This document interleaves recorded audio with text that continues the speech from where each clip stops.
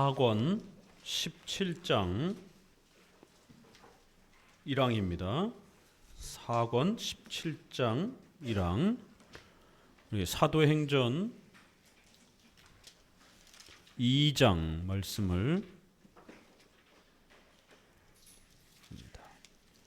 사도행전 2장 42절 말씀을 함께 읽어봅니다. 사도행전 2장 42절 저희가 사도의 가르침을 받아 서로 교제하며 떡을 떼며 기도하기를 전혀 힘쓰니라. 아멘.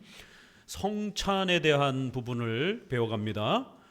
오전 설교에서도 성찬의 중요한 핵심 내용들을 소개해 드린 것처럼 이제 오후에도 이 기독교 강요가 특별히 또 성찬과 연결되어 있어서 성찬의 이 중요성을 더욱 깊이 또 우리가 배울 수 있게 됐습니다. 여러분에게 아주 중요한 이 핵심 하나를 소개해 드립니다. 한국 교회는 지금 쇠락의 길에 접어들었습니다. WCC, WEA, NCCK와 같은 이런 종교 혼합주의적 단체들이 대세가 되어서 결국 예수님 외에도 타종교에도 구원이 있다라고 하는 남북 통일이 사회적 정의와 평등이 경제평등이 구원이다라고 하는 이러한 잘못된 형태로 교회의 이러한 심각한 부패가 종교다원주의, 혼합주의가 팽배해져가고 있습니다. 어떻게 해야 복음이 다시 살아날 수 있겠습니까? 길은 명백히 성경에 우리에게 가르치고 있습니다. 한국 교회를 살리는 가장 핵심적 길이 있습니다. 이걸 꼭 기억하시고 지켜가셔야 됩니다. 사도행전 2장 42절에 사도들의 가르침을 받아 교제하고 떡을 떼며 기도하기를 전혀 힘쓰니라. 이걸 회복하면 되는 거예요. 이것이 신약의 예배의 중요한 핵심 요소입니다. 구약에는 짐승을 죽여서 제사를 바치는 피를 흘리는 제사 중심의 성전 중심의 예배였습니다. 그러나 이제 신약에 와서는 전 세계 이방인들의 교회로 참여할 수 있도록 예배의 의식을 하나님이 간단한 형식으로 바꿔주신 겁니다. 그래서 크게 4개의 신약의 예배의 요소가 소개가 됩니다. 이 예배의 핵심을 잘 지켜야 교회가 든든해지고 강건해지는 겁니다. 이 신약의 핵심 예배의 원리, 원칙을 잃어버리게 되면 교회는 붕괴됩니다. 사도의 가르침, 하나님의 말씀, 성경을 열심히 배워야 된다는 겁니다. 교회 쇠락의 시기에 우리는 돌입해 있습니다. 교회의 주일학교 청년들이 텅텅 비고 있습니다. 성도들의 자녀들조차도 교회 안 다닙니다. 지금 무시무시한 시대가 됐습니다.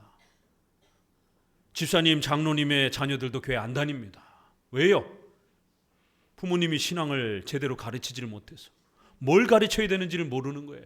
그저 교회만 데리고 오면 아이들이 신앙으로 잘 성장하는 줄 알았는데 교회 안에서 성경을 아이들이 안 배우니까, 성경의 핵심 교리를 안 배우니까 아이들이 커가면서 점점 교회를 떠나게 됩니다. 하나님을 모르니까 교회가 재미없는 거예요. 그래서 교회를 떠납니다. 사도들의 가르침, 성경을 가르쳐야 된다는 겁니다. 이거는 기독교가 2000년 동안 지켜온 거예요. 오직 성경으로 돌아가야 됩니다. 나라가 어려울수록, 교회가 어려울수록, 여러분의 가정이 어려울수록 오직 성경으로 돌아가야 됩니다. 이상한 신비 체험이라든가 신사도 운동이라든가 천국과 지옥 간증하고 이런 거에 빠져가지고 미래를 예언하고 내년에 올해 무슨 사업하라고 안수 기도해 준다고 기도원 원장들이 그렇게 안수하고 이런 데 쫓아다니면 큰일 납니다. 미신입니다. 이거는. 기독교는 오직 성경을 사랑하는, 성경을 통해서 하나님을 만나고 하나님을 사랑하고, 한 번도 하나님을 우리가 눈으로 본 적 없지만 베드로 전서 1장 말씀에 있는 것처럼 바벨론 지역의 이러한 성도들이라고 이렇게 표현하면서 너희들이 단 한 번도 예수 그리스도를 만나고 본 적은 없지만 우리가 전해준 그 말씀을 통해서 예수님을 사랑하는도다, 잘했도다. 바로 그 말씀을 믿은 믿음이 너희를 구원할 것이다. 한 번도 예수님을 본 적 없어요. 왜? 저 먼 지역에, 예루살렘 저 위쪽으로 먼 지역이니까요. 예수님이 누군지 만나본 적이 없습니다. 그러나 사도들이 전도를 하면서 그 전도를 통해서 성경에서 가르치는 예수님이 우리를 위하여 죽으시고 부활하셨다라는 가르침을 들은 겁니다. 그 말씀, 그 교리를 너희들이 믿으면 구원받는다라는 것이. 이렇게 성경을 가르쳐야 되고, 성경은 방대하니까 성경의 핵심 요약을 교리로, 사도신조로 짧게 요약을 해서 반복적으로 어려서부터 아이들에게 부지런히 가르쳐야 되는 겁니다. 그러면 하나님을 알게 되고 하나님을 사랑하게 된다는 거예요. 이걸 꼭 명심하셔야 됩니다. 특별히 우리 자녀들 있는 분들, 내 자식을 잘 신앙으로 지키고 싶으시면 여러분 노년에 이르러서도 자녀들하고 같은 신앙 안에서 같은 하나님을 찬송하고 하나님을 예배하고 싶으면 반드시 이거 명심하셔야 됩니다. 이거 소홀히 하게 되면 자식은 결혼하는 동시에 내 자식이 아닙니다. 부모를 떠나 성경에서도 절대로 새롭게 시작한 가정의 부모가 감나라 콩나라 감섭하기 시작하게 되면 그 가정은 파탄납니다. 서구 사회는 독립성이 강해가지고 결혼 전부터도 독립적 생활을 합니다. 그런데 대한민국은 세계 유일의 이런 가족 중심의 친화친 문화를 가지고 있기 때문에 결혼을 해서 손주를 낳고 증손주가 있어도 숟가락 몇 개 냉장고에 반찬이 어떻게 배치되어 있는지 끊임없이 간섭하고 끊임없이 잔소리하게 됩니다. 이런 가족 중심의 문화가 좋은 면도 있지만 단점도 있는 겁니다. 자녀들의 삶에 너무 개입하게 되면 파탄납니다. 반드시 성경에서도 이렇게 결혼을 하고 나면 독립된 인격적 가정이기 때문에 함부로 부모가 이래라 저래라 하기 쉽지도 않고 말도 듣지도 않고요. 실제로. 그렇기 때문에 더더욱 결혼 전에 부지런히 품에 있을 때 자식들을 성경의 핵심 가르침과 교리로 가르쳐야 되고, 두 번째는 서로 교제하며. 이 교제가 뭘까요? 오늘 우리가 바깥에서 같이 삼겹살을 먹으면서 같이 교제하고 대화도 나누고 그랬는데 이런 식사 교제입니까? 아니에요. 그런 거는 세상 사람들도 다 해요. 교회만이 줄 수 있는 교제가 있다는 겁니다. 이건 세상에서 얻을 수 없는, 교회에서만 얻을 수 있는 특별한 교제라는 것이에요. 그리스도의 몸, 하나님의 백성들, 이 땅의 하나님의 나라, 신앙 공동체만이 나눌 수 있는 유일한 그런 교제가 있다는 겁니다. 4개. 예배의 교제. 우리 성도들은 함께 예배 드릴 때 친구가 됩니다. 원수 같았던 사람들도 함께 예배를 드리면 따뜻해지고 사랑을 나누게 됩니다. 성찬의 교제. 성찬은 맨 마지막은 성도가 서로 사랑하고 하나 되기 위한 결단입니다. 그리스도의 피와 몸을 상징하는 떡과 포도주를 같이 먹고 마시면서 우리는 그리스도 안에서 맺어진 한 가족이라고 하는 강력한 고백을 다짐하는 겁니다. 그래서 성찬을 자주 해야 되는 겁니다. 왜요? 이 생각과 마음이 다른 수많은 이 성도들이 어떻게 싸우지 않고 하나의 공동체를 유지할 수 있겠습니까? 그거 불가능한 겁니다. 끊임없이 다투고 끊임없이 싸우고 생각이 서로 충돌합니다. 그럴 때마다 성찬에 참여하면서 우리는 나고 자란 환경, 배운 것도 삶의 모든 학연지연 혈연이 다 다를지라도 예수 그리스도를 한 주로 고백하는 가족이라고 하는, 그리스도 피로 맺어진 한 가족이라고 하는 강력한 다짐을 서로 결단하는 겁니다. 집안이든 교회든 국가든 내란이 일어나고 싸움이 일어나기 시작하면 망하는 거예요. 어느 조직이든지 설 수 없습니다. 그래서 반드시 우리 신앙 공동체는 이 성찬의 교제를 통해서 하나됨을, 우리는 남이 아니라 우리는 그리스도 안에서 하나의 가족이라고 하는 이 강력한 신앙 고백을 서로가 고백하면서 싸우지 않기 위해서 노력해야 되는 겁니다. 미워하거나 다투지 않기 위해서 노력하고 결심하고 결단하는 겁니다. 그런 시간이에요. 세 번째, 교회는 조직이기 때문에 둘만 있어도 가정에도 질서가 필요합니다. 엄마 아빠가 계속 생각이 서로 다르면 아이들은 누구의 의견을 따라야 됩니까? 그래서 가장이라는 게 필요한 겁니다. 남녀가 평등하고 구원에 있어서도 동등하고 칭의에 있어서도 동등합니다. 그러나 질서가 있어야 되는 거예요. 누군가는 대표해서 결정을 해야 되는 겁니다. 하나님은 남자에게 집안의 가장으로서의 그러한 질서권을 허락해 준 겁니다. 교회에서는 목사와 장로에게 그 질서권을 허락해 준 겁니다. 국가에는 대통령에게 또 그러한 권위를 백성들로부터 위탁해 주는 겁니다. 이렇게 어느 조직이든지 반드시 질서가 있어야 돼요. 그래서 세 번째는 교회 법을 지켜야 되는 겁니다. 우리는 교인들이기 때문에 시민으로서는 국가법을 지키지만 교인으로서는 교회법을 지켜야 되는 겁니다. 자기 마음대로 신앙생활하면 안 됩니다. 반드시 보수 장로교회, 대한예수교 장로회 대신측 교단이라고 하는 저희 교단의 교단법이 있습니다. 그 교단법에 따라서 저도 목회자로서 활동해야 되는 거고 또 여러분도 그렇게 활동해야 되는 것입니다. 만약 그 질서를 지키지 않게 되면 출교를 당할 수도 있는 것입니다. 교회 법을 지키는 질서의 교제, 그것도 교제라는 겁니다. 함께 법을 지켜가는 교제를 해야 된다는 거예요. 마지막 네 번째는 이 신앙 공동체는 국가에서 돈을 주는 게 아닙니다. 그렇죠? 삼성에서 돈을 줘서 이 모임을 유지하는 게 아닙니다. 그렇기 때문에 우리가 모여야 되는 이 공간, 전기세, 월세, 또 식사비 이런 공동체가 함께 하기 위해선 반드시 재정이 필요한 겁니다.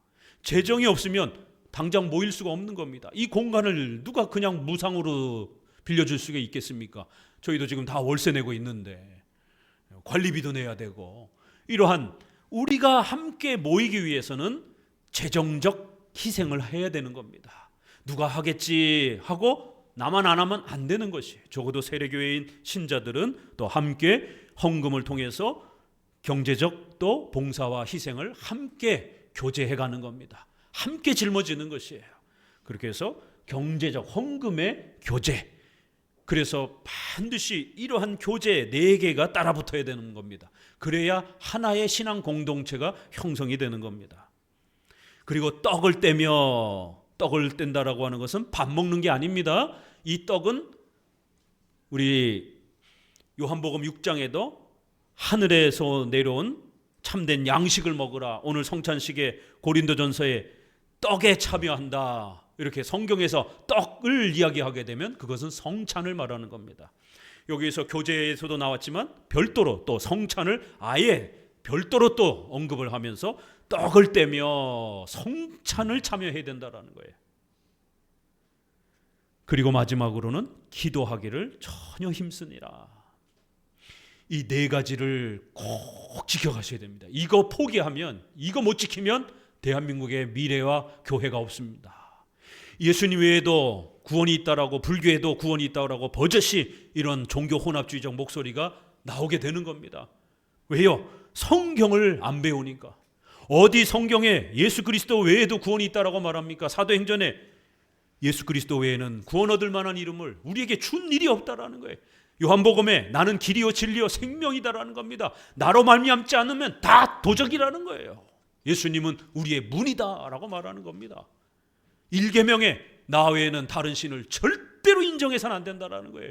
기독교에서 말하는 삼일체 하나님만이 참되고 살아계신 유일신이라는 겁니다. 주변의 종교들에서 말하는, 타종교에서 말하는 모든 신이라는 건 전부 다 가짜라는 겁니다. 이게 기독교입니다. 그런데 어떻게 타종교에도 구원이 있을 수 있다라고 하면서 타종교와 싸우지 않고 사랑으로 지내자라고 이렇게 WCC, WEA 이러한 NCC 교회에 속해 있는 이러한 활동들을 할 수 있냔 말이에요. 목회자라면 양심, 신앙의 양심이 있다라면 절대로 그렇게 할 수 없는 겁니다. 그건 배교예요. 예수님 외에도 구원자가 있다라고 하는 무시무시한 신성 모독이 되는 겁니다. 성경을 바르게 배우고 성경의 핵심 교리를 오직 믿음으로 오직 예수님만을 통해서 구원받는다는, 오직 하나님만이 살아계신 하나님이라고 하는 이런 핵심 교리를 붙잡는다면 어떻게 이런 종교 혼합주의 활동에 우리가 참여하고 또 그런 교단에, 그런 교회에 다닐 수가 있습니까? 뭐 우리 교회는 괜찮겠지요. 우리 교회 목사님은 그래도 바르게 말씀하시는 것 같은데, 아니죠. 그 교단이 WCC에 참여하고 있단 말이에요. 그러면 여러분이 헌금한 헌금이 동성애자들에게 지원이 되고 테러 단체에게 지원이 되고, 저희 교수님들이 제네바까지 쫓아가가지고 WCC 2013년에 반대운동할 때 그 자금, 전 세계에서 회비 내는 그 자금의 쓰임을 분석해가지고 자료를 받아왔습니다. 수많은 돈이 동성애 전 세계의 단체들에게 지원이 되고, 그들이 돈이 어디 있어가지고 저 퍼레이드를 하고 저렇게 하냔 말이에요. 저 퍼레이드 한번 하고 그러면 어마어마한 돈이 들어가는데 다 지원되는 돈이 있는 겁니다. 어디서 나옵니까? 교회 성도들이 헌금한 돈으로 그거 하는 겁니다.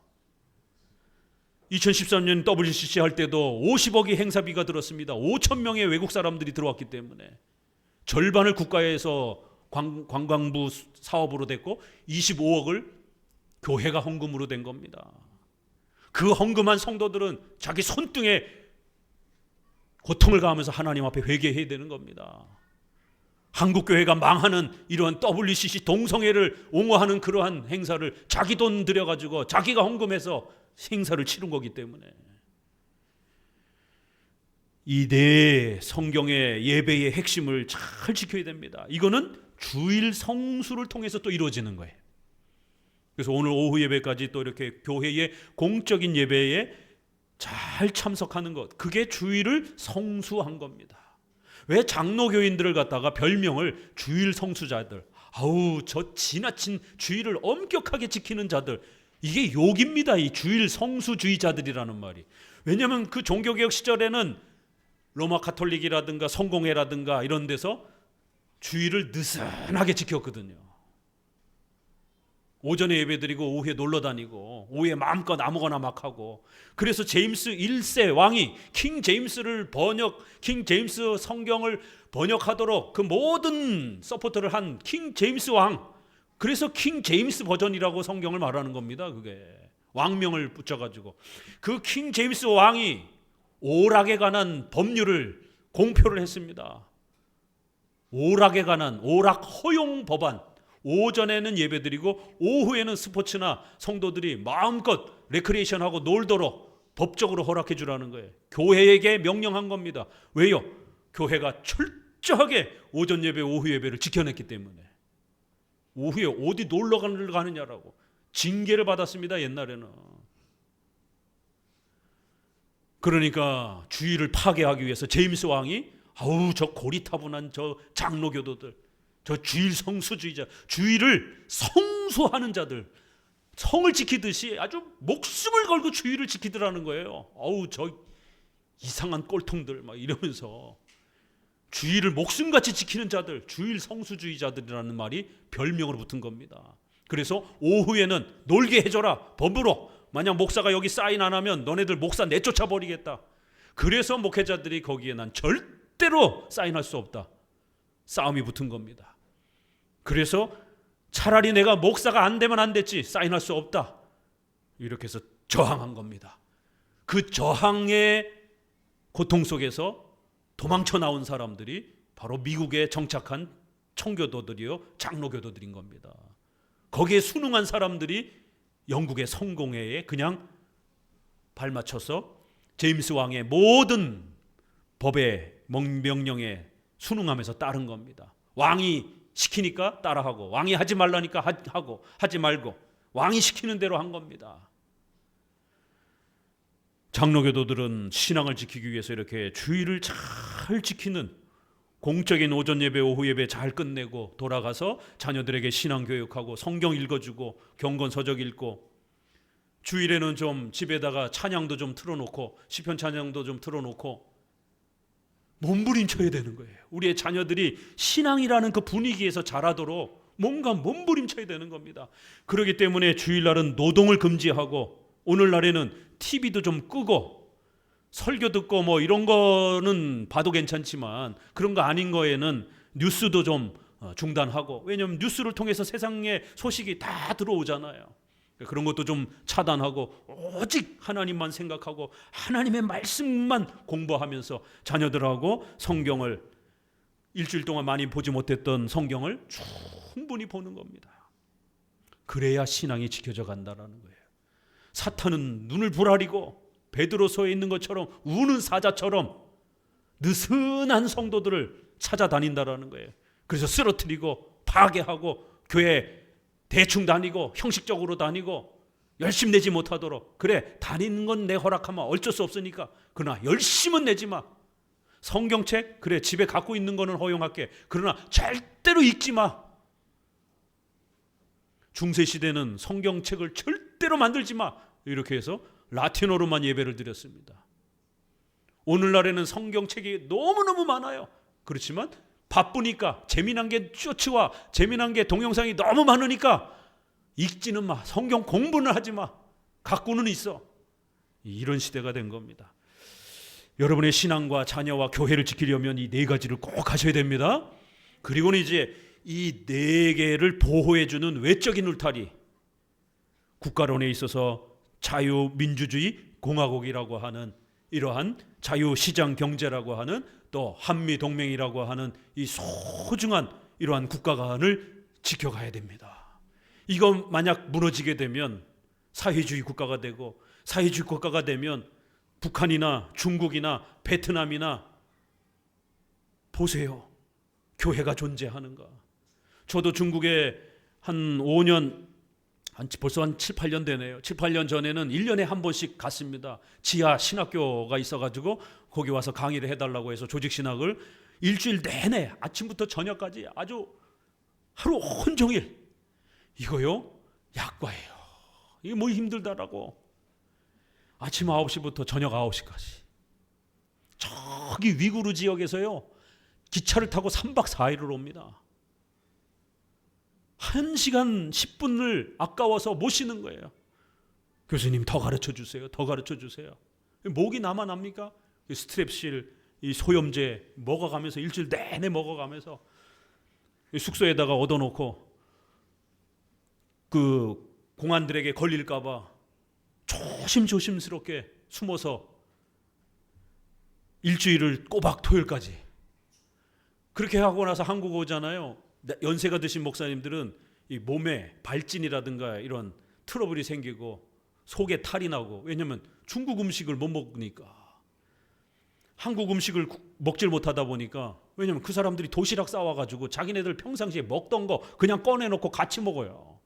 여러분 중국 가가지고 관광지 돌아다니면서 중국 음식 먹은 거는 그건 한국식 입맛에 맞춰놓은 거고, 진짜 중국 생활식 백반을 먹어봐야 됩니다. 못 먹습니다, 한국 사람들. 그 향이나 냄새나든가 이런 것들 때문에. 그래갖고 연세 드신 분들이 갔다 오고 나서 손사래를 치는 거예요. 못 간다고. 일주일 내내 그 무더위 속에서 그렇게, 에어컨이 어디 있습니까? 도망다니면서 숨어서 그렇게 저기를 하는데, 이 젊은 교수님이 오셨다라고 이렇게 또 체력이 좋으니까 그 조화들 하시고, 저는 코가 개척교회 할 때에 지하에서 하는 바람에 코가 다 망가져가지고 냄새를 잘 못 맡습니다.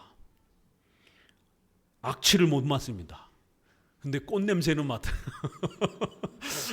이 코가 그렇게 망가졌어요. 이 냄새를 못 맡으니까 중국의 그 향들을 냄새를 못 맡아요. 그래서 주는 대로 다 먹었습니다. 최고의 교수님이라고. 그러니까 중국식 그 요리들을 그냥 다 먹으니까 체력이 유지가 되니까 일주일 내내 계속해서 강의를 해주고 나니까 다음에 또 와달라고 계속해서 전화를 하고, 못 간다고 저도 너무 힘들어가지고 목회를 하고 또 한국의 신학교를 하고 이래야 되다 보니까, 그런데 젊은 교수님 와달라고 그렇게 부탁을 하고 그런 시절이 있었어요. 근데 지금은 시진핑이 들어오고 나서는 너무 엄격해져 가지고 있던 신학교들이 다 문을 닫았어요. 엊그제 노예를 하는데 제가 노예장입니다. 중국에서 선교를 하고 거기에 지하교회를 하던 선교사님이 저희 노예가 파송해서 관리하던 목사님이 문을 닫고 돌아와서 폐쇄 보고를 했습니다. 중국의 지하교회도 이제 많이 줄었더라고요. 공식적으로 선교사로 나가서 활동하던 분들 거의 다 철수했다라고. 자기도 거의 마지막 철수한 내용이다라고 말씀을 하시더라고요. 자유롭게 예배 못 드립니다. 이게 사회주의 국가의 현실입니다. 그래서 우리는 교회를 싫어하는 이런 사회주의적 세계관을 가진 이러한 정치자들, 국가위정자들, 또 이러한 선거에 있어서 목소리를 다르게 낼 수밖에 없는 겁니다. 교회를 보호하는 포괄적 차별금지법을 입법 발의하지 않는 그런 정당을 옹호할 수밖에 없는 거예요. 왜요? 우리가 뽑고 우리가 권력에 힘을 실어준 그 정당이 포괄적 차별금지법, 모자보건법 개정, 만삭의 산모도 애를 죽일 수 있다라고 하는, 지울 수 있다라고 하는 이런 무시무시한 낙태법을 개정을 하고, 또 종교 법인 해산법, 이건 교회 해체법입니다. 우리 교단은요 사단법인이 아닙니다. 우리 모든 총회의 교단들은 재단법인입니다. 돈으로 묶여져 있는 조직체라는 거예요. 사단법인은 사람들이 모여서 친목단체 형태로 이렇게 묶여 있는 것을 사단법인이라고 그러고, 재단법인은 돈자가 들어가서 돈을 기부하고 돈을 재산을 출연해서 하나의 단체를 만드는 거예요. 우리 교단은요, 큰 교회들은 재산 문제가 싸움이 나기 때문에 목사님 명의라든가 교회 명의로 하지 않고 전부 다 총회의 재산에 헌납을 합니다. 그 재단에 전부 다 헌납을 합니다. 그 유지재단이 총회 산하에 그 기부한 모든 교회의 재산권을 행사하는 거예요. 재단법인입니다. 이번에 종교법인 해산법이, 그 법인이 사단법인뿐만 아니라 재단법인까지. 그래서 재판도 없이 행정 대통령 명령에 의해서 경찰들이 교회의 모든 걸 압수수색할 수 있고, 그리고 마지막에는 해체하고, 그리고 그 재단들의 재산은 어마어마한 재산들이 출연돼 있잖아요. 그 재산을 국고로 환수시킬 수 있는 법입니다. 이게 무시무시한 법입니다. 돈이 없으면 교단과 총회가 어떻게 관리됩니까? 이런 모든 사역들, 학교 세우고 선교사 파송하고 이런 모든 교회의 총회의 사역들이 다 돈으로 펼쳐져 가고 있는데, 그리고 그 엄청난 큰 교회들은 대부분 다 그렇게 재산을 출연해 놨는데, 이런 작은 교회들이야 대출 받아가지고 갚아가야 되고 그러다 보니까 목사님 개인 명의로도 돼 있고 그렇습니다. 왜냐하면 법인 명의로 돼 있으면 대출이 안 나오니까. 그러니까 이런 작은 교회들이야 상관이 없지만, 큰 교회들은 다 재단 법인에다가 재산을 다 기부해가지고 관리를 합니다. 그거 다 국고로 귀속이 됩니다. 재판도 없이요. 자유민주주의 국가는 살인범이라도, 연쇄살인범이라도 재판을 받을 수 있는 자유가 있는 겁니다. 국선 변호사를 동원해서라도 재판을 받을 수 있는 자유가 있는 겁니다. 그런데 교회만 절대로 재판도 받지 말라라는 거예요. 그냥 대통령 행정명령으로 다 뺏을 수 있다라는 겁니다. 재판의 자유가 없는 나라는 공산주의 국가입니다. 민주주의 국가가 아닙니다. 종교 법인 해산법, 무시무시한 법이 나왔는데도 세상에 사회주의 성향을 보이고 있는 개인의 자유와 언론 출판, 최고의 자유인 종교의 자유까지 다 빼앗는 이러한 좌파 정당의 이러한 부분들을 옹호하고, 선거가 다가오는데 투표율이, 지지율이 그렇게 높고 거기에 수많은 기독교인들이 지지를 하고, 도대체 대한민국은 어디로 가고 있는 것인지. 신자라면 그렇게 할 수가 없는 겁니다. 이건 정말. 아니, 어떻게 신자라는 사람이 교회를 없애는 법에 옹호하고 그러한 유정자들을 뽑는데 힘을 싣고 거기에 앞장서서 선거운동을 하고, 말이 됩니까 이게? 대한민국은 이제 확연히 세계간의 갈등이 구별되는 그런 시대에 돌입했습니다. 이제는 학연, 혈연, 지연의 이런 걸 따질 때가 아닙니다. 우리의 양심과 우리의 주인은 하나님이시기 때문에 선거의 자유, 또 이런 모든 우리의 주거의 자유, 모든 우리의 삶의 자유는 내 자유가 아니라 하나님이 원하시는, 성경이 원하는 대로 흘러가야 됩니다. 그래서 선거도 내 맘대로 하는 것이 아니라 교회를 지키는 정당이 누군가, 교회에 대해서 적대적이지 않은 정당이 어느 정당인가, 그러한 사람들을 뽑아야 되는 겁니다. 적어도 한쪽 정당은 지금 눈에 불을 켜고 포괄적 차별금지법 종교 법인 해산법, 모자보험 개정법, 이런 수많은 무시무시한 반기독교적인 법들을 앞다퉈서 한 달에 하나씩 지금 쏟아내고 있습니다. 한쪽은 그러진 않잖아요. 보수정당에서 포괄적 차별금지법 내놨다는 얘기 들어봤습니까? 한 번도 못 들어봤어요. 포괄적 차별금지법, 동성애 옹호하는 이 포괄적 차별금지법 누구에 의해서 제일 먼저 발의가 됐습니까? 노무현 대통령 시절에 그 노무현 대통령 정당이 발의한 겁니다. 노무현 대통령이 목소리 내기 시작하면서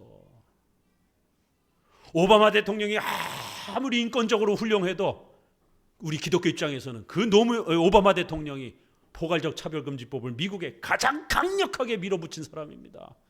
크리스마스, 메리 크리스마스 이런 인사 전부 다 행정적으로 없애버린 사람입니다.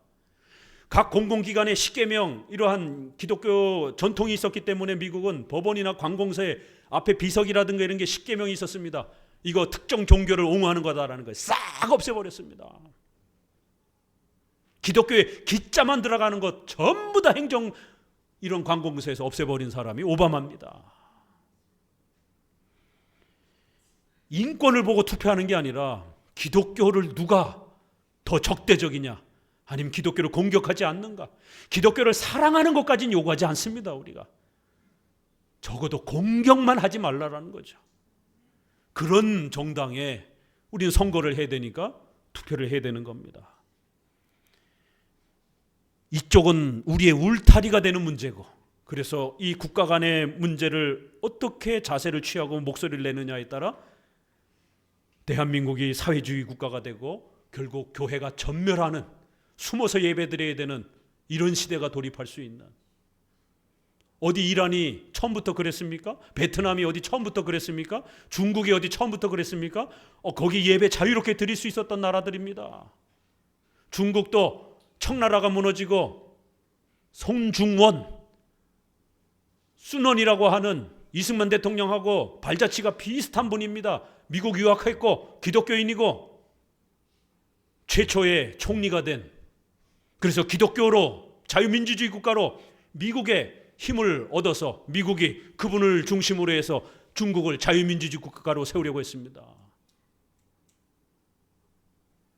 공산당이 본격적으로 등장하기 전에 그렇게 순원의 통치 아래에서 자유롭게 예배드리고 자유롭게 신앙생활했던 나라입니다. 중국에 우리나라보다 선교사가 더 먼저 일찍 들어갔습니다. 우리에게 번역을 해준 이 성경 번역, 중국에서 존 로스를 중심으로 해서 서상륜, 이 서씨 형제가 그렇게 만주에서 유학 갔다가 존 로스 스코틀랜드 선교사를 만나가지고 거기서 세례를 받고 신자가 되어가지고 성경을 번역해가지고 대한민국의 선교사가 들어오기도 전에 1885년 언더우드가 들어오기도 전에 1883년에 이미 벌써 성경 번역이 되어 있었습니다. 전 세계에서 유래를 찾아볼 수 없는 참 신기한 나라인 것이죠. 선교사도 안 들어가 있는데 교회가, 소래교회가 세워지고 성경 번역이 다 만들어지고 선교사들이 들어왔다 깜짝 놀란 거예요. 이런 나라입니다, 대한민국이. 성질이 급해서 그런지 워낙 그렇게 이러한 아주 활동적으로 움직이는 그런 또 대한민국의 그런 기질을 또 하나님이 사용해 주신 것이죠. 이랬던 나라들이 한순간에 쓰러지면 예배도 못 드리는 그런 나라로 전락해버리는 것이.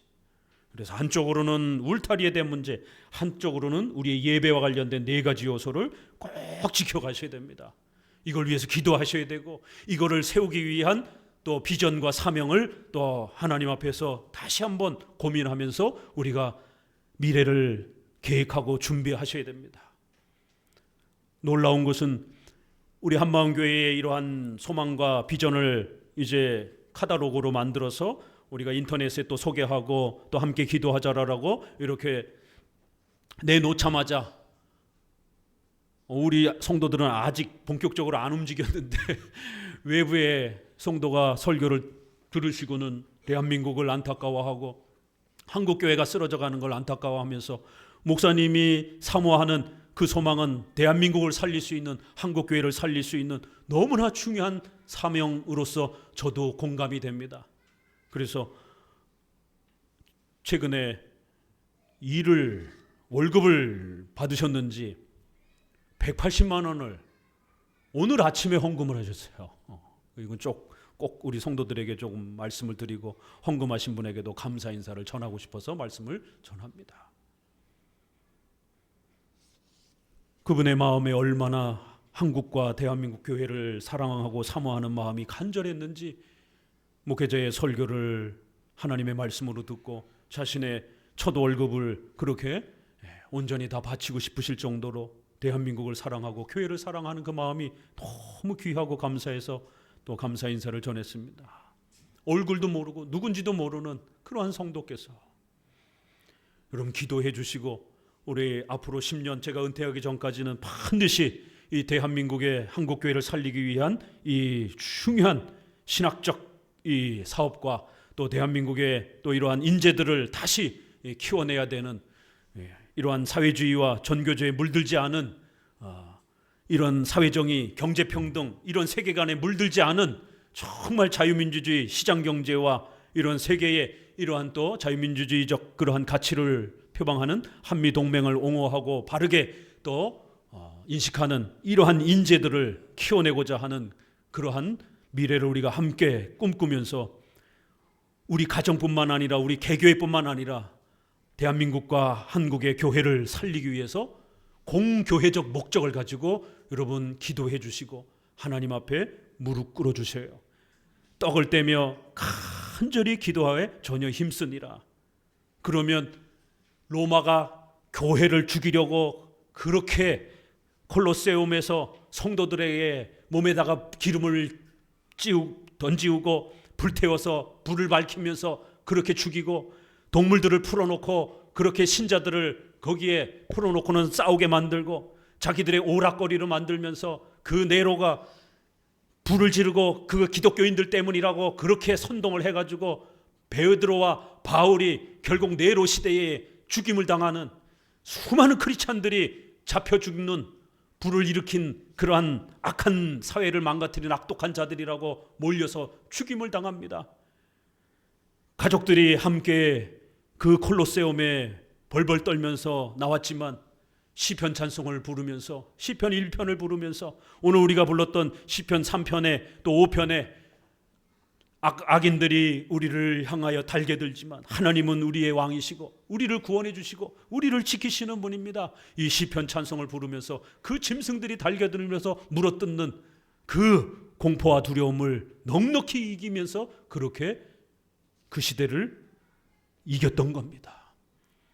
그리고 나서는 300년 만에 313년에 콘스탄틴 대제 때 기독교의 자유가 선언이 됐고 397년에 로마는 기독교 국가가 돼버렸습니다. 400년 만에 어마어마한 하나님의 역사가 펼쳐졌던 겁니다. 기독교는 살아계신 하나님을 믿는 하나님의 백성들이기 때문에 함부로 죽일 수도 함부로 없앨 수도 없는 겁니다. 이것이 역사가 증명하는 것이. 그러나 우리가 이 소중한 핵심을 잃어버리게 되면 우리 스스로 무너져 버리게 된다는 것입니다. 그래서 사도들의 가르침, 성경과 교리, 그 다음에 서로 교제하며 떡을 떼는 성찬에 집중하고 성찬을 배우기에 참여하기 위해 열심을 내고 그리고 교회에서나 또 가정에서나 열심히 기도하시기 바랍니다. 예수님이 마지막 돌아가시면서 너희 자녀들을 위해서 울어라. 그러면 그 울음의 기도를 예수님이 들으시겠다라는 거예요. 너희 자녀들이 살아가야 될 그 삶은 양떼를 이리떼에다가 집어넣은 것처럼 그 이리떼 한복판에서 살아가야 되는 그 가련한 그러한 모습이다라는 거예요. 그러나 예수님이 지켜주시겠다라는 거예요. 자녀들을 위해서 부지런히 울며 기도하라는 것이. 그리고 또 그 자녀들이 커서 부모가 되면 그 부모들은 또 다음 세대의 자녀들을 위해서 간절히 또 우는 겁니다. 그렇게 우리의 신앙이 계승되고 보존이 되는 것이에요. 이제 오늘 교회론과 관련해서 마지막 내용입니다. 성찬. 그리고 이제 20장이 국가론하고 나면 끝이 납니다. 왜 칼빈의 기독교 강요에 국가론이 들어가 있습니까? 국가와 교회는 뗄래야 뗄 수가 없다라는 겁니다. 교회가 중립을 지키는 게 아니라는 것이에요. 교회를 도와주고 교회에 더욱 친근한 그러한 정부를 세워야 되는 것이 우리의 사명인 겁니다. 교회에 적대적이고 교회를 핍박하는 이러한 정부에 대해서는 저항하고 목소리를 내야 된다는 게 마지막 내용이에요. 지금 일찌감치 땡겨서 말한 겁니다. 왜요? 교회론 마지막 내용은 성찬과 국가론으로 끝납니다. 이 엄청난 내용이 교회론으로 끝납니다. 이게 다 교회론입니다. 4권이. 교회론의 마지막은 성찬론, 세례, 성찬, 그 다음에 국가론으로 끝난다라는 겁니다. 의미하는 바가 있죠? 신앙적 영역에 있어서는 세례와 성찬, 은혜의 수단을 여러분 잘 깨닫고 이거 지켜가라는 거예요. 성찬에 참여하기 위해서 몸부림치면서 열심히 노력하세요. 그러면 하나님이 신명기 28장 들어가도 복을 받고 나가도 복을 받고 너희가 손대는 모든 것마다 복을 받고 하나님이 너희에게 복을 내려주실 것이다. 와, 이 어마어마한 약속이 하나님의 규례와 명령과 법도를 너희들이 잘 지키면 여호와 라파, 우리 지난주 설교 들었죠? 우리의 먹고 사는 모든 필요한 것들을, 우리의 생명에 필요한 모든 것들을 하나님이 책임져 주겠다라는 거예요. 조건은 여호와의 규례와 명령과 법도를 무시하지 말고 지켜가라는 거예요. 거기에 대표가 은혜의 수단, 말씀, 성례, 기도. 그리고 외적인 울타리는 국가관.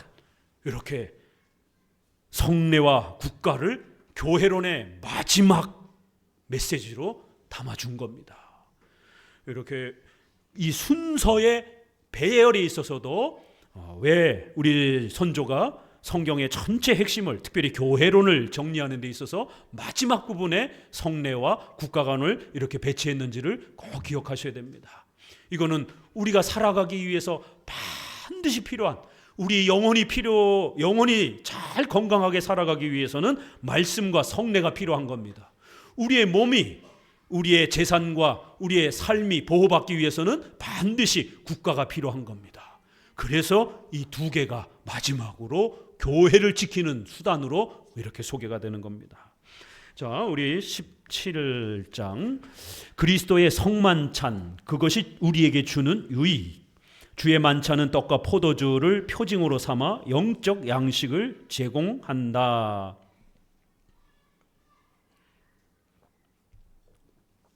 네 가지 이 성찬론에 대한 교리를 오전 설교에서도 말씀드렸습니다. 오전에 듣지 못하신 분이 있으니까 다시 한번 정리해 드릴게요. 화채설, 로마 카톨릭의 미사, 성찬론입니다. 떡과 포도주가 사제의 기도에 의해서 진짜 예수님의 살과 피로 바뀐다라는 거예요. 화채설, 1215년, 숫자가 틀릴 수도 있으니까 꼭 검색해 보세요. 라테란 공의회에서 이 화채설이 공식화됐습니다. 그러니까 카톨릭조차도 1000년 동안 500년에서부터 1500년을 우리가 중세 타락한 시기라고 그러잖아요. 그러면 500년에서부터 1200년까지니까 한 600년까지는 카톨릭조차도, 로마 카톨릭조차도 화채설을 함부로 세게 주장하지 않았습니다. 그저 일개의 어떤 신학자들이 주장을 하고 이렇게 조금씩 주장을 했을 뿐인 겁니다. 그렇지만 공적으로 선포가 된 거예요. 라테란 공의회를 통해 가지고 진짜 예수님의 살로 피로 바꿀 수 있는 사제의 기도가 어마어마한 겁니다. 사제의 권한이 막강해지는 겁니다. 고해성사교리, 용서를 받아도 성도가 혼자 하나님 앞에 회개해도 용서를 못 받는 거예요. 사제에게 나와서 고해성사를 해야 용서가 되어지는 거예요. 그러니까 이 고해성사 제도는 사제의 권한을 막강하게 만드는 제도입니다. 그리고 연옥 개념, 이 연옥은 99%다 연옥에 빠지는 겁니다. 성인으로만 교황이 인정해 준 사람만이 바로 천국에 가고 나머지 모두는 연옥에 떨어지는 거예요. 그 연옥에 가 있는 사람들이 천국으로 가기 위해서는 살아있는 자식들이 교회에다 헌금을 많이 해야 된다는 거예요. 돈을 요구하기 위한 제도가 된 겁니다. 그래서 면죄부, 죄를, 형벌을 없애주는 그러한 증서를 돈 내고 사는, 그리스도의 피로 죄가 면제되는 게 아니라 돈 주고 증서를 사야 되는 겁니다. 그 증서가 1억짜리가 있고 1000만 원짜리가 있고 100만 원짜리가 있고 절에 가게 되면 그 법당 맨 안쪽에 있는 거는 최소 1억 단위입니다. 등 달려면 소원 성취 등을 달려면 법당 안에 최소 1억이 넘습니다. 어떻게 합니까? 제가 고등학교 때 절에 좀 다녔습니다. 모태신앙인데 교회 다니기가 싫어가지고 타락해가지고 절에는 어떨까? 절에 자꾸 와보라고 하는 그 친구들이 있어가지고 4월 초파일날 그거 제작하고 그거 만들고 그 등렬 행사도 그 들고 다니면서 수원에서 그 연등 행사도 하고. 그런데 세상에 그 아르바이트 비슷하게 이제 뭐 일을 한 거죠. 학생들이니까 그 등을 달아주는 거예요. 모르고 앞쪽에다 달았어요. 깜짝 놀래고 거기다 달면 안 된다고, 요 뒤쪽에다 달으라고. 그래서 왜요? 이때 요 색깔은 요 뒤쪽 라인이라는 거예요. 여기는 그 뭐라래, 거기다 그 돈 낸 거에 작은 액수라는 거예요. 이게 돈 액수가 있어요 했더니 이게 돈 액수에 따라서 위치가 배열이 된다라는 거예요. 그래서 법당 안으로 들어가는 거는 소원이 바로바로 성취가 된다라고 그렇게 가르치기 때문에 법당 안으로 들어가면 최소 억 단위, 법당 주변에 왜 탑에 돌면서 소원 성취를 하잖아요. 탑을 돌면 소원이 잘 성취가 된다고 하니까 그 탑 주변은 1,000만 원대 뭐 이런 식으로, 그리고 저 바깥에는 이제 100만 원, 10만 원 뭐 이런 식인 겁니다. 그리고 이제 10,000원짜리 뭐 이런 거는 이제 요만하게 종이에 적어가지고 왜 절에 가면 입구 앞에다가 이렇게 잔뜩 쌓아놓는 뭐 이런 식인 겁니다. 그러니까 면죄부도 액수가 있습니다. 그게 다 똑같은 금액이 아니에요. 그러니까 이런 식으로 사제의 권한이 막강해지면서 결국 이 소중한 이 기독교의 신앙의 가치들이 붕괴가 되는 겁니다. 그리고 더더욱 성만찬과 관련해서는 미사 형태로 바뀌어버린 겁니다. 그래서 그리스도께서 계속해서 희생을 하는 사제가 그리스도의 희생을 재현해내는 거예요. 이게 미사입니다. 미사의 단어는 미시오 해서 라틴어에서 다 끝나고 이제 돌아가시오 이렇게 파송하는 가십시오라고 하는 라틴어의 그 단어에서 온 겁니다. 그래서 영어로 이제 넘어갈 때는 뭐 미션이라고도 하고 미시오 이런 단어가 이제 이렇게 연결되는 단어들이 있는데, 미사는 어원 근원이 그렇습니다. 결국 사제가 떡과 포도주를 진짜로 예수님의 살과 피로 만들어서 그 십자가의 희생을 재현해 주는 시간이라는 거예요. 그러니까 사제의 이 권한이 어마어마해지는 겁니다. 그러니까 우리는 십자가 사건을 재현하는 게 아니라 이미 이루어진 십자가의 단 한 번의 사건, 히브리서에 있는 것처럼 단 한 번, 히브리서에 단 한 번이라는 말이 몇 번이나 나오는 거 한번 검색해 보세요. 예수님의 십자가 사건은 반복되는 게 아니라 단 한 번 이루어지는다라는 거예요. 절대로 반복할 수 있는 사건이 아니라는 겁니다. 단 한 번 십자가에 죽으시고 우리의 죄를 용서하시기 위한 그 공로를 완성한 겁니다. 그래서 이제 우리는 그거를 감사로 고백하는 겁니다. 그래서 우리 기독교 성찬은 감사의 성격인 것이에요. 하나님 앞에 찬양을 드리는, 감사를 고백하는 그러한 은혜의 수단으로 사용하는 겁니다. 그러나 로마 가톨릭에서는 이것을 화채 형태로 바꿔서 진짜 예수님의 살과 피로, 그래서 또다시 희생하시는 그러한 십자가의 희생적 개념을 이야기하는 겁니다. 그래서 희생 제사 개념입니다. 그러나 우리는 희생 제사는 단 한 번 완성된 거기 때문에 절대로 반복해서는 안 되고, 이제 우리가 성찬을 통해서는 우리를 위하여 죽으신 그리스도를 기념하고 감사하고 또 그 그리스도의 은혜를 누리는 그러한 개념인 겁니다. 그래서 제사냐 감사냐, 이게 신학 논쟁에 있어서 종교개혁자들이 목숨 걸고 싸운 단어입니다. 제사냐 감사 개념이냐. 자, 화채설이 있고 그 다음에 공제설, 공간에 존재한다라는 거예요. 떡 옆에 위아래 그리스도의 인성이 신성화돼서 신성으로 흡수가 되어가지고 결국 인성도 눈에 보이지 않는 형태로 온 세계에 퍼져 있고, 그래서 떡을 먹을 때 떡 옆에 주변에 인성이 있기 때문에 그 그리스도의 인성을 우리가 떡과 함께 먹는다. 공제설, 루터가 가르쳤습니다. 루터가 오직 믿음으로 구원받는 건 잘 가르쳤는데 이 교회론, 국가론은 약했습니다.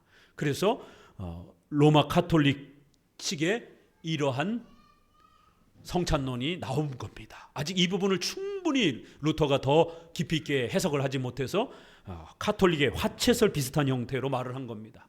그래서 종교개혁자들은 공제설이나 화채설이나 종이 한 장 차이다. 결국 인성이 신성화돼 가지고 그 빵 옆에 있으면 빵을 먹게 되면 결국 인성을 우리가 뜯어먹게 되는, 화채설의 가장 큰 문제는 인성을 우리가 씹어먹고 뜯어먹게 되는 식인종 개념이 나온다라는 거예요. 어떻게 그리스도의 진짜 살을 우리가 질겅질겅 우리가 먹습니까? 심각한 신성 모독적 개념이 나온다. 그래서 종교개혁자들이 반대한 겁니다. 어떻게 우리가 식인종 개념으로 그리스도의 살을 먹을 수 있느냐? 이건 말이 안 된다. 일반 사람들의 살을 먹어도 우리가 큰일 나는데 하물며 그리스도의 살을 먹는다? 이거는 신성 모독이 덧붙여진다라는 거예요. 사륙적인 이러한 또 도덕 문제에서도 문제가 되고, 그래서 이성적으로도 문제가 되고 신앙적으로도 문제가 된다고 하면서 화채설을 강력하게 반대하고, 이 화채설을 기초로 해서 미사를 드리는 것을 우상숭배라고 비판한 겁니다. 하이델베르그의 요리문답 80문, 가톨릭의 미사는 우상숭배입니다. 우리 웨스트민스터 신앙고백 성찬론 29장에 가톨릭의 이러한 미사는 우상숭배에 해당이 됩니다 라고 이렇게까지 강경하게 비판한 겁니다. 왜요? 예수님의 살을 뜯어먹는 식인종 개념이 들어오기 때문에. 그래서 루터는 이 그리스도의 신성과 인성의 개념을 충분하게 정립하지 못해서 인성이 신성화되는 것처럼 이렇게 오해를 한 겁니다. 결국 화채설과 공제설은 종이 한 장 차이로 거의 같은 개념이에요. 인성을 우리가 함부로 막 먹게 되는 이런 개념이 나오는 겁니다. 자, 공제설, 어이가 아니라 아이예요. 공제, 공간에 존재한다 이런 뜻입니다. 그 다음에 제세례파가 주장한 기념설, 성찬에 뭐 이렇게 번거롭게 이런 걸 하느냐, 기도하고 예배드리고 뜨거운 체험을 하는 게 더 중요하다, 신비 체험하는 게 더 중요하다, 이런 식의 결국 신비 체험과 능력 체험을 제2의 성령 세례를 주장하면서 첫 번째 세례와 성찬을 무시하는 이러한 기념적 의미만 이렇게 사용하는 정도로 사용하자. 기념설, 이렇게 해서 기념설을 제세례파가 주장했고, 스위스의 종교개혁자인 쯔빙글리가 이거를 수용했습니다. 루터는 로마 가톨릭 거를 수용을 해버렸고, 쯔빙글리는 제세례파 거를 수용을 해버렸어요. 이 쯔빙글리도 이게 이해가 안 된 거예요. 이게 어떻게 그리스도를 만나지? 이 떡과 포도주를 통해서 그리스도를 실제로 참으로 만난다는 거, 이거 이해가 안 된 겁니다. 개혁주의자들 안에도요, 신학자들 안에 기념설로 주장하는 분들이 꽤 많습니다. 영적 임재설이 이해가 안 된다라는 거예요. 너무 어렵다라는 거예요. 유명한 루이스 벌코프는 영적 임재설을 그래도 많이 말을 했어요. 그런데 프린스턴의 유명한 장로교 신학자인 찰스 하치는 영적 임재설을 좀 비판했어요. 너무 이해가 안 된다라고. 그냥 간단하게 기념적 개념으로 우리가 이해하고 그리스도를 사랑하고 추억하고 그리스도를 생각하고 우리 마음속으로 사모하고 이 정도만 해도 되지 않느냐, 기념적 의미로. 이 유명한 조직신학자인 찰스 하치조차도 영적 임재설에 대해서 이거 너무 어렵다라고 이렇게 부정적으로 표현할 정도로요. 그러나 칼빈부터 수많은 주류 우리 개혁주의 신학자들은 영적 임재설을 가르친 겁니다. 영적 임재설. 이 영적 임재설은 네 가지를 꼭 기억하셔야 돼요. 이건 그냥 바로바로 외워야 됩니다. 첫 번째, 빵과 포도주는 진짜 예수님의 살과 피로 바뀌는 게 아닙니다. 그렇다고 이거 아무것도 아닌 게 아니에요. 분명히 중요한 의미가 있어요. 자, 그러면 떡과 포도주는 상징적 도구라는 거예요. 요거는 제세례파와 쯔빙글리도 같이 주장을 한 겁니다. 떡과 포도주는 진짜 예수님의 살과 피로 바뀌는 게 아니라 상징적 도구로 우리가 사용하는 것이다라는 거예요. 그래서 예식이 다 끝나고 나면 일상의 빵으로 돌아오는 것이에요. 다만 이거를 성도들에게 나눠 먹게 하진 않습니다. 주로 땅에 묻거나 목회자 가정에서 처리하는 겁니다. 왜냐하면 이건 우리의 감각에 주신 그러한 은혜이기 때문에 좀 전까지 거룩하게 사용하던 거를 갖다가 딱 끝나자마자 애들한테 막 나눠주고 야 너네도 먹어 이래버리면 좀 전에 그 예식과 후에 이 의미가 훼손이 돼버리는 거예요. 인간이기 때문에 감정에 여운이 있단 말이에요. 감정이 이렇게 지속되잖아요. 조금까지 우리가 거룩하게 이렇게 사용했는데 갑자기 그냥 막 애들이 들고 다니면서 막 흘리고 그냥 막 쓰레기통에 버리고 막 이래버리면 이 거룩하게 사용했던 빵이 쓰레기통에 들어가 있는 그 장면을 보게 되면 우리 마음속에 굉장히 큰 혼란을 겪게 됩니다. 그래서 일반 빵이지만 우리의 이러한 신앙의 예식에 또 이러한 덕스러움을 유지하기 위해서 일반 성도들이 함부로 막 사용하지 않도록 조심스럽게, 이것이 가톨릭처럼 그리스도의 살이기 때문에 일반 성도들에게 안 주고 목사님만 먹고 이런 건 아닙니다. 예식의 이러한 덕스러움을 유지하기 위해서 이 성찬은 우리의 신앙을 도와주는 그러한 예식적 의미가 있기 때문에 끝나고 나서도 그 여운을 잘 보존해 주는 게 필요한 거예요. 그래서 우리 장로교법에는 땅에 묻도록 했어요, 옛날에는. 그리고는 이제 최근에는 음식인데 버리는 건 너무 저거 한 것 같아서 이제 목회자 가정에서 이렇게 먹고 마시는 걸로 이렇게 교회법이 정해졌습니다. 이 떡과 포도주 남은 거를 어떻게 처리해야 되는가? 성경 어디에도 없어요. 그렇죠? 어디에도 문자적으로 남겨 있지는 않아요. 이거는 이제 우리가 상식적인 범위 내에서 교회 대표자들이 해석을 통해서 교회법으로 그렇게 정해주면 되는 겁니다. 이렇게 우리는 영적 임재설에 있어서 첫 번째 떡과 포도주는 보편적인 빵과 포도주라는 것, 상징적 도구로 사용한다라는 거예요. 두 번째, 믿음으로 참여하는 거라는 겁니다. 오직 믿음으로 이 성도들이 예수님을 믿으면서 성경에서 약속해 준 이 하나님의 성찬의 약속, 그리스도를 만나게 해준다는 이 소중한 약속을 믿고 참여하면 되는 거예요. 세 번째, 성령의 역사로 어마어마한 효력이, 막강한 힘이 이 성찬에 임하여 줍니다. 우리가 예수님을 믿게 된 것도 우리 힘으로 믿은 게 아니잖아요. 그렇죠? 우리 인간의 마음을 중생, 거듭나게 하는 것, 이거 천지가 개벽되는 것보다도 더 어려운 일이에요. 악한 인간의 마음이 갑자기 어느 날 예수님을 사랑하고 하나님을 사모하고 예배를 사모하고, 이거 기적입니다. 이거 친인척이어도 제발 좀 믿어줘 해도 안 믿습니다. 왜 믿어 내가? 예수님이 누군데?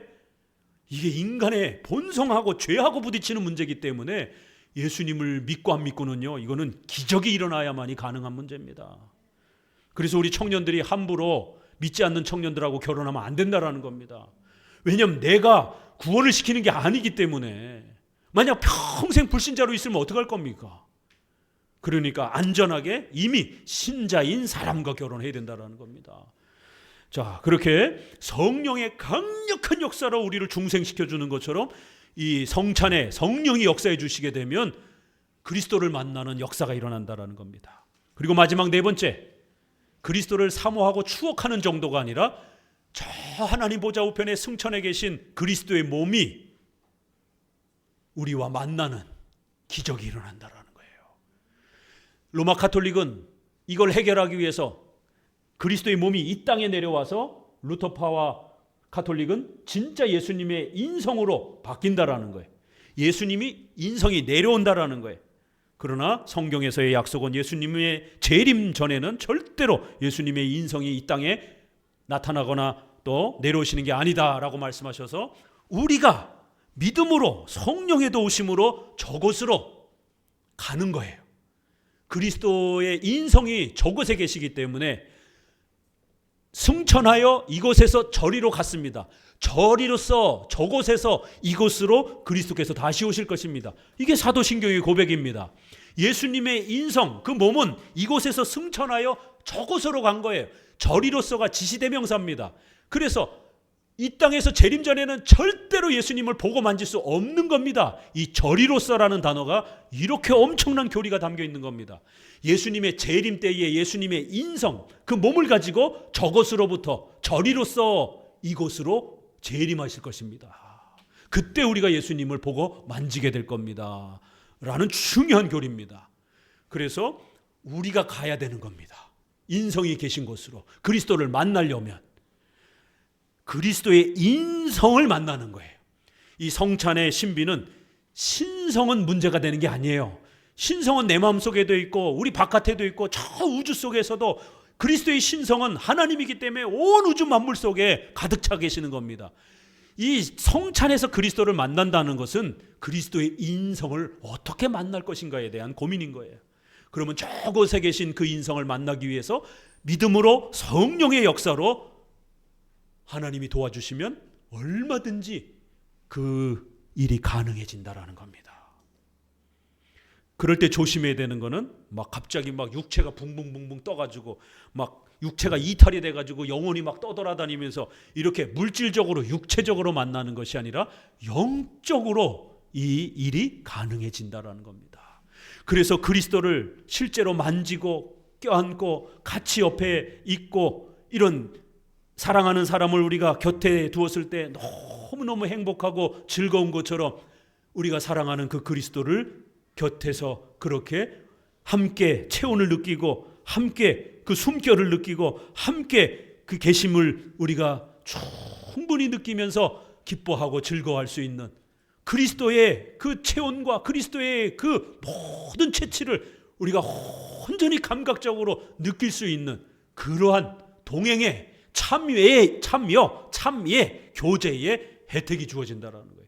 그래서 성도들로 하여금 불안했던 보이지 않는 하나님을 믿는 우리의 이 믿음이 자꾸 연약해지니까 불안했던 그 마음이 다시 한번 강력하게 불타오르면서 내가 사랑하는 사람을 분명히 받고 분명히 만졌고 분명히 내가 사랑하는 사람을 내가 함께 했던 것처럼 보이지 않지만 그 그리스도께서 우리 곁에 계신 것 같은 똑같은 느낌을 눈에 보이지 않지만 곁에 계신 것처럼 생생하게 그 그리스도가 느껴지는 거예요. 그리스도와 함께하는 참예가 일어난다라는 겁니다. 그리스도를 추억하고 사랑하는 그러한 은혜뿐만 아니라 진짜로 그리스도를 실제로 그분의 모든 것을 느낄 수 있을 정도로, 그래서 예수님이 우리 눈에 있다 없다 그걸 떠나서 그리스도께서 살아계시고 나와 함께 계심을 절대로 의심하지 않는 강력한 동행에 대한 확신을 성찬을 통해서 여러분들이 회복하고 살아가는 거예요. 세례는 나를 구원시켜줬다라고 하는 강력한 확신이고, 성찬은 뭐예요? 예수님이 나와 함께 계신다라는 것, 나와 동행하고 계시다라는 것. 우리 성도들이 신앙생활하면서 제일 불안한 게 뭐예요? 예수님이 나와 저 멀리 떨어져 있는 것 아닌가? 하나님이 나를 저 멀리 떨어뜨려 놓은 거 아닌가? 하나님이 나를 버리신 거 아닌가? 하나님이 나를 외면한 거 아닌가? 왜 집안에 이렇게 많은 어려움들이 주어지지? 하나님이 함께 계시다라면 내가 이렇게 곤욕을 치를 수가 있을까? 이 불안함. 사랑하는 사람이 안 보이니까, 내 곁에 없으니까 너무너무 불안한 거예요. 그게 인간입니다. 그래서 이 성찬을 통해서 절대로 두려워하지 말라라는 거예요. 영원토록 우리 신자 곁에 그리스도께서 함께 동행해 주시겠다라는 거예요. 눈으로 보지 못했지만 본 것보다도 더 엄청난 확신과 느낌을 갖고 살아가는 거예요. 도마가 뭐라 그랬습니까? 손가락에 집어넣고 옆구리에 손가락을 그렇게 발가락에 옆구리에 집어넣어봐야 진짜 예수님이 부활한 거 믿겠습니다. 아니 내가 보고 만지질 않았는데 어떻게 믿습니까? 예수님이 부활하시고 도마에게 나타나셔서 너 봐, 옆구리에 손을 갖다 대십니다. 그리고 하시는 말씀이, 너가 나를 보고 만짐으로 믿느냐? 보지 않고 믿는 것이 더 복되고 그게 진짜다, 이렇게 말씀하시는 거예요. 오직 믿음으로, 성경을 믿음으로 우리가 하나님을 믿는 겁니다. 하나님 보지 못했지만 본 것 이상으로 더 강력하게 하나님을 신뢰하고 사랑할 수 있는 겁니다. 성경을 통해서요. 왜요? 우리 디모데후서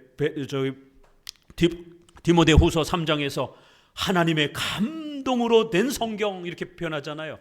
하나님의, 직역하면 숨결 이런 뜻입니다. 이게 테오 푸뉴트코스라고 하는 이 헬라어는 하나님의 테오, 하나님의 숨결, 하나님의 입김, 하나님의 바람 이런 뜻이에요. 하나님의, 아이들한테 쉽게 번역하면은 하나님의 입냄새 이런 뜻이에요.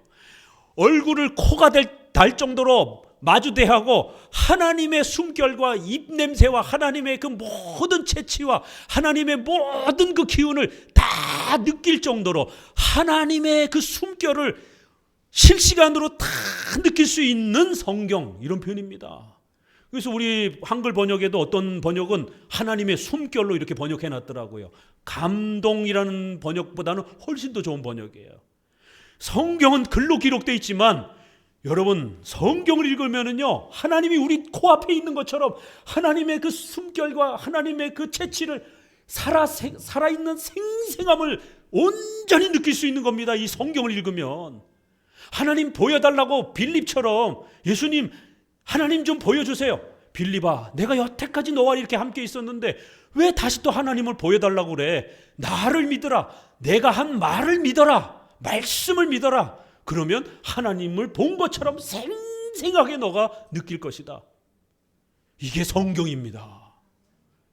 그런데도 성경 안 읽고 하나님 보여주세요 막 이러고 있는 거예요. 한국교회 성도들이 얼마나 어리석습니까?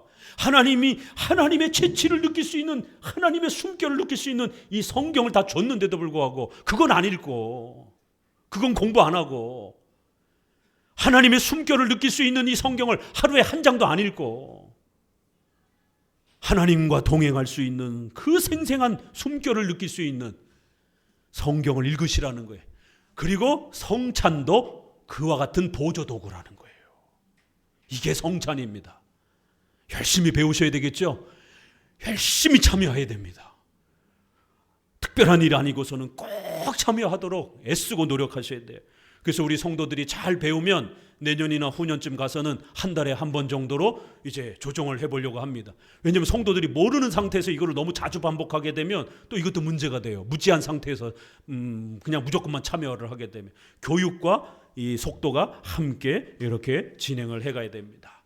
자, 오늘은 이렇게 기본적인 서론 형태로 우리가 앞으로 배워가게 될 이 성만찬의 이 어마어마한 하나님의 숨결을 있는 그대로 생생하게 그리스도의 이러한 동행을 우리가 느낄 수 있는 이 엄청난 성찬을 여러분들이 이번 기회에 꼭 배우셔서 잘 또 그 효력을 맛보시기를 바랍니다. 기도합니다.